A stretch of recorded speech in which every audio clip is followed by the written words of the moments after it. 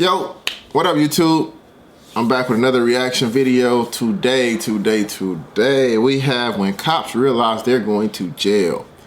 I know a lot of my reaction videos recently been about police and just law enforcement, but I enjoy it. And I know y'all enjoy seeing this. So without further ado, let's get into it. Criminal cops. But what happens to cops who actually get caught? These are four examples of cops who realized they were going to jail. Starting with Tyler Moody, who was about to get the shock of his life after being brought into the interrogation room. Have you offered your resignation or not? I can keep my job or not. Well, you can't keep your job, okay? An inmate charged with murder was discovered with a mobile phone and charger. When questioned, Tyler immediately folded and confessed to what he'd done. He expected to just get fired, but he was about to discover providing contraband comes with a much bigger. We just started and I'm already stopping. I get it, but shut up. Just pay attention. But nah, in most jails, a lot of cops will take bribery. They'll take, contraband, and they'll give it to the inmates. The inmates usually offering them something. Like, they usually offering them something good. And when COs take that type of bribery, it gotta be worth it. It gotta be. Some of them sneak in a pack of cigarettes, that probably, $15, $20 at the store. I don't even know if they that much, but in jail, they go for way more than that. And, it's just, they just running a little operation. Someone bring in phones, and phone's probably $300. And you go to Walmart and you get a little trap phone for, a little flip phone, a little flip trap phone for probably like 20, 30 bucks. So it's like, anytime it's a deal like that, and these COs already ain't making that much money. So if they can get little side hustle, little deals like that, most of them take it because they know everybody on the shift. They can get the contraband in, and they feel like they got something good. They probably been doing it for a long time, and they understand the rules. They understand what come with it, but they not ready for the consequences. So sometimes that be the case. They just not ready for the consequences. And this guy right here, I don't know if he's ready for the consequences. He knew that he was in trouble. By the sound of it, it sounded like he knew he was in trouble, and he didn't put it in his resignation. Oh, every law enforcement do that. Anybody within the government jobs, anything, if they know they about to get in trouble, they resign. They resign. You're supposed to be smart, bro. You're supposed to be ahead of the game, so they can't say they fired you. You just resign. But let's see what's going on. Punishment. Of every citizen that we have the privilege to serve, and you've betrayed the trust of the brave and selfless men and women that you worked alongside for nearly 3 years. So as of this moment, you're under arrest for bringing a prohibited item, a cell phone, into a correctional facility. That's a third-degree felony. Providing a prisoner with a mobile phone carries a sentence of 1 year in prison. And that's exactly where Tyler is right now, serving it in exactly the same place that he used to patrol as a cop. Dang. But unlike Tyler, Stephanie Lazarus didn't get off nearly as easy. Now you're accusing me of this? Is that what you're saying? After decades of investigations, DNA evidence revealed that Stephanie was very likely the culprit of a murder committed in 1986. A murder? Because of the high-stakes nature of the case, the detectives made sure to meticulously plan this interrogation. Stephanie was a really successful detective herself, and she had recently received recommendations for her good work on a theft case. So the detectives used this and brought her in under the guise that they needed help with a case. I don't want to talk about this in the squadron because I don't know who people are listening. And if we go to my side, everybody's always wondering what everybody else is doing. Okay? An interrogation room is a strange place for such a conversation to take place, so to put her mind at ease, detectives told her this was the place they'd least be likely to be overheard, as the case details were strictly confidential. Sherry Rasmussen's body had been found at her home after being shot 3 times. At the time, police suspected the murder was a result of a burglary gone wrong, but the case went cold when they couldn't identify the suspect. However, 23 years later, when revisiting the case, detectives found evidence that led them towards Stephanie, a girl who had been trapped in a love triangle with Sherry and her husband, John Rutten. So the detectives decided to bring up John's name to see how she'd react. Were you guys friends, close friends? Yeah, we're very close friends. I mean, what's this all about? It's a case we're working on. It involves John, and in there's notes and stuff that he knew you and stuff. Oh, yeah. I mean, we were good friends. Lived in the dorms for 2 years. Was there ever any relationship or anything that developed between you guys? Yeah, I mean, we dated. You know, I mean, what's this all about? Well, it's relating to his wife. Both the detectives and Stephanie have tried to seem as friendly and relaxed as possible around each other, but Stephanie is obviously starting to get very anxious at this point. Even though the detectives gave a somewhat believable excuse, she is now in an interrogation room faced by 2 detectives being questioned about a girl she supposedly murdered 20 years earlier. Her breathing has become faster, and her language is defensive, and her movements have become... Bruh.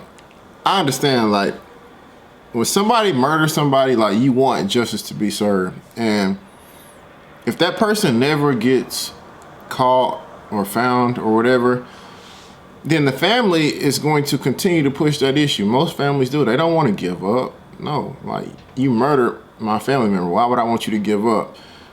In her case, she murdered, I don't know if she murdered this person or not, but she get interrogated for a reason. But if she did murder this person and then become a police after she murdered this person, she's a sick individual. Nobody would ever think about that. Nobody would ever think about that. That's smart, but you're still a sick individual. It's 20 years later, and she probably thought that she got away with it. Her breathing faster. Her movements are erratic, so let's see. More erratic. And you're right. I mean, if you guys are claiming that I'm a suspect, then, you know, I got a problem with, you know, with that. Okay?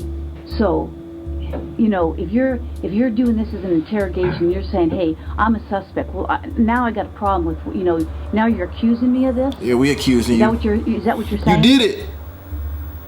Obviously, you know about all the DNA stuff and things of the nature that, you know, gets done on cases nowadays.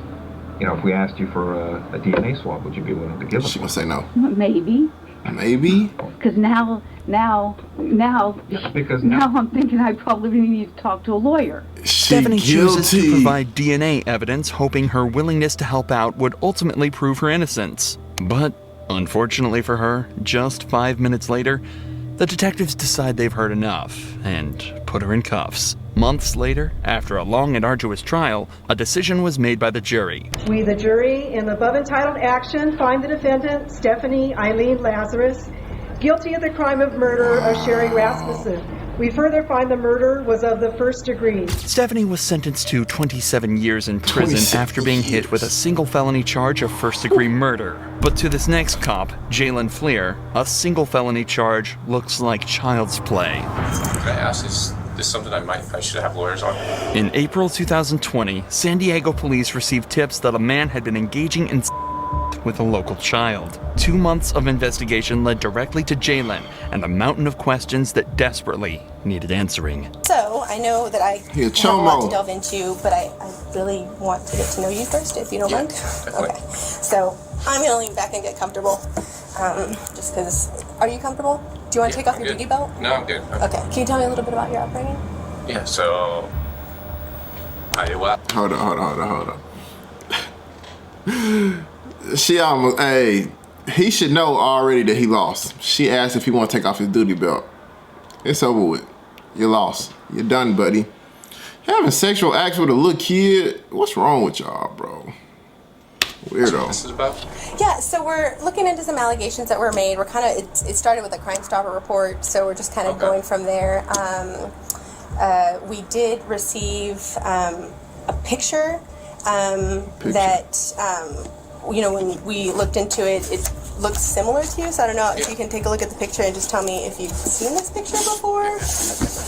Oh, I have like 15 million things here. Okay. As soon as the allegations are brought up, Jaylen becomes visibly stressed. He leans forward tentatively in his chair, clasps his hands together softly, and clenches his jaw. It's obvious he's worried about whatever he's about to be shown. The detectives have made it clear that he is not currently being detained and is free to leave at any time. However, she is making a noticeable effort to make him feel relaxed, using a bubbly and friendly persona to put him at ease. So this picture right here. Yeah, that's definitely me with the gross one. Okay, so this picture right here, how old were you when it was taken? I don't know, 20? 20? Okay, cool. That makes it very easy. So as far as like the picture, so this photo came up in connection with some allegations about you communicating with a younger female on Snapchat. Dang. Okay. Can I ask, is this something I should have lawyers on? Jaylen is starting to seem more and more stressed. He begins to sway in his chair more and becomes more closed off with his answers. But the pressure he's feeling now is nothing compared to what the detective is about to lay on him. So, you know, this, like I said, this photo was sent to this person, so they were in possession of it, and we can't find any connection or reason why this photo would end up with this particular person if it wasn't shared by someone you may know or yourself. I agree, yeah. My wife wouldn't have done that, so I don't know why she would share that. So. Well, along with the photo came you should leave. some additional information about your personal life. Okay. And based on some of the information you shared with me today, it seems to add up. Okay. The account that shared the photo and the information was called J178211, a seemingly random selection of numbers, until you realize that 17 was his college baseball jersey number, 82 was his high school jersey number, and 2011 was the year he graduated in.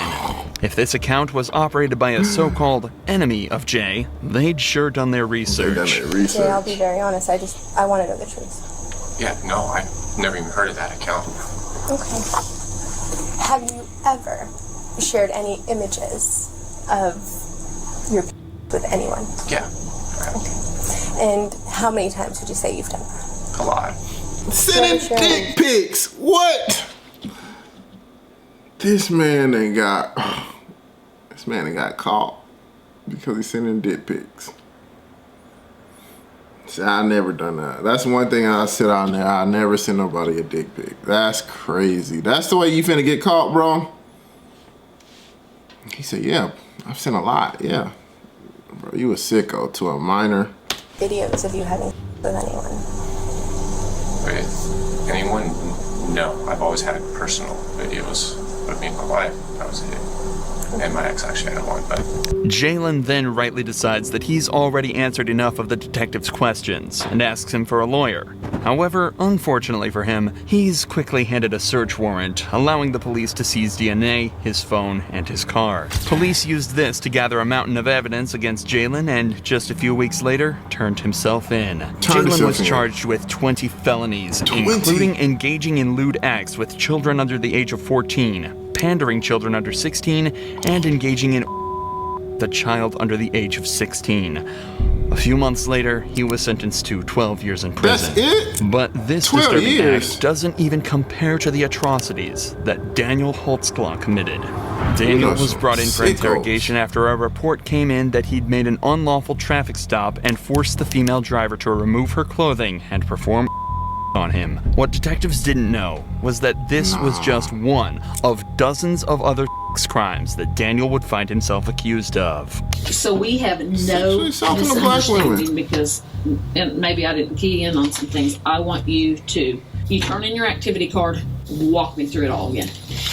Turn in my activity card, I leave out station, turn off my computer, done for the night, head left to go westbound on 50th from Prospect. About a block down, I see a Grand Prix in the outside lane. I was in the inside lane. Directly in front of me, car swerved. At that time, I kind of fall behind of it, leaking. I didn't want to light it up at the stop sign, so I waited till it go forward and just lit it up just to the west. And then that's when I made a traffic stop.